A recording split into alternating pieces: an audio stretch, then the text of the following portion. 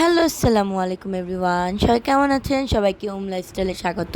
সেদিন চলে গিয়েছিলাম একটু ঘুরতে। কোথায় গেলাম, কি করলাম তা নিয়ে আজকের ভিডিওটা।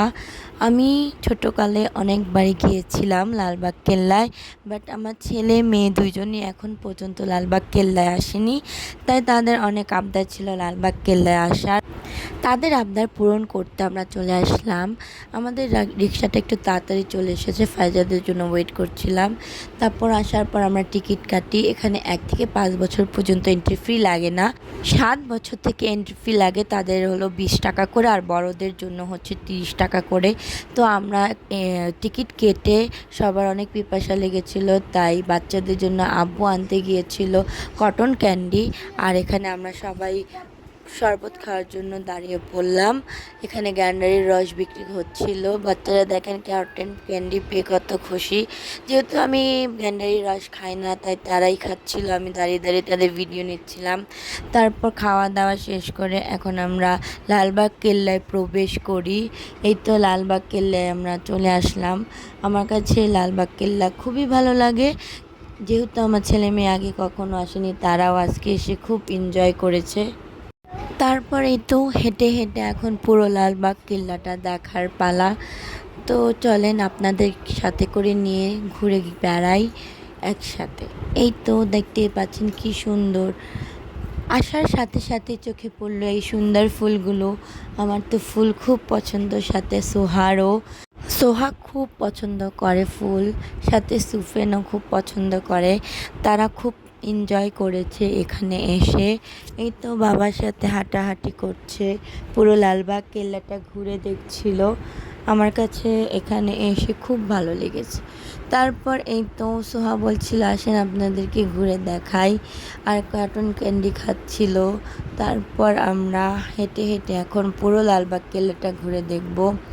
এই যে দেখতে পাচ্ছেন এখানে একটা জায়গা, এখানে আগে পানি ছিল, তারপর অনেক সুন্দর ফোয়ারা হতো, কিন্তু এখন এটা বন্ধ।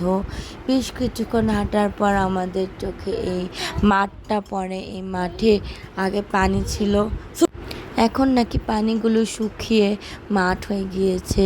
তো বাচ্চারা সবাই আবদার করছিল যে নিচে যাবে, তাই আব্বুকে বললাম বাচ্চাদের আবদারটা পূরণ করে নিচে নিয়ে যেতে। তো আব্বু বাচ্চাদের নিয়ে এখানে বেশ কিছুক্ষণ খেলাধুলা করে এই যে চলে আসলো আমার ময়না পাখিটা। তারপর আমরা আগেই চলে যাই, কারণ ওই নিচে আমরা নামি না। তারপর এখানে সুন্দর করে সুফিন ফুল খুঁজতেছিল, বলতেছিল আমি একটা ফুল নেব। ওর আপিও নিয়েছে, তাই ও নিতে চাচ্ছিল। এই যে দেখতে পাচ্ছেন সোয়া ফুল পরে আছে। ও অনেক জিদ করতেছিল, পরে অন্যান্য ওকে একটা ফুল তুলে দেয়। এই ফুলটা পরে সে খুব মজা করে। এই তো আমরা অনেকজন গিয়েছিলাম, আমরা লাঞ্চ টাইমে গিয়েছিলাম। তো আমরা এখান থেকে বের হয়ে লাঞ্চ করব। তো আমরা খুব সুন্দরভাবে ঘোরাঘুরি করছিলাম, যেহেতু একটু ঠান্ডা ঠান্ডা টাইমে গিয়েছিলাম। খুব মজা হয়েছিল, তেমন গরম লাগেনি আমাদের।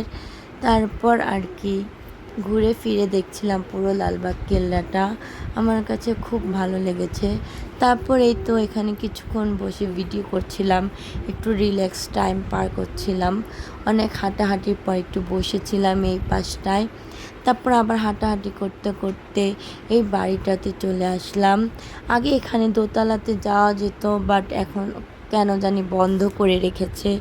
এখানে সোয়া দেখছিল কি সুন্দর সুন্দর দালানগুলো। সে বলতেছিল আম্মু এখানে কারা থাকে, তারা অনেক প্রশ্ন করতেছিল। আমি দেখতে পেলাম এখানে যতগুলো ঝর্ণা ছিল সবগুলোই বন্ধ, ওগুলো থাকলে আরও সুন্দর লাগে।